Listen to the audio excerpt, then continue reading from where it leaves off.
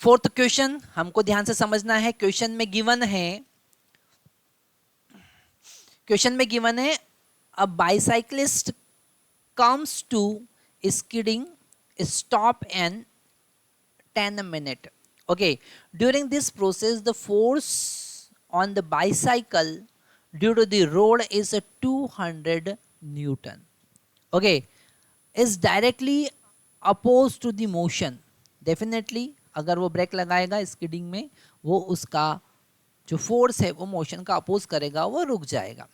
The work done by the bicycle on the road, ये एक यहाँ पर वर्डिंग को हमको ध्यान से समझना पड़ेगा, सारे कॉन्सेप्ट को ध्यान से समझना पड़ेगा। उसने पूछा है work done by the cycle on the road. Okay, तो अगर हम रोड की बात करें, ये हमारा रोड है और ये साइकिल के व्हील्स हैं। ओके, अब यहाँ पर ध्यान से समझना है कि जो साइकिल के व्हील्स है, ये व्हील्स इस रोड पर पीछे की तरफ फोर्स लगाते हैं। रोड पर कैसा लगेगा? पीछे की तरफ फोर्स लगेगा और व्हील्स पे आगे की तरफ फोर्स लगता है। ये एक थोड़ा सा कॉन्सेप्ट हमको समझना पड़ेगा। तो यहाँ पर friction force by cycle on the road is equal to -200 newton, वो हम समझ गए। पर रोड का डिस्प्लेसमेंट कितना होगा? 0। क्या रोड मूव कर रहा है? नहीं, रोड का डिस्प्लेसमेंट 0 होगा।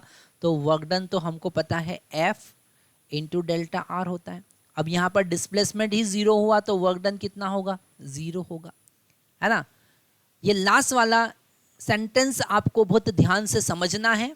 In that question it is asking the work done by the cycle on the road, but a road is stationary, there is no motion of a road, that's why the work done by the cycle on the road is equal to 0.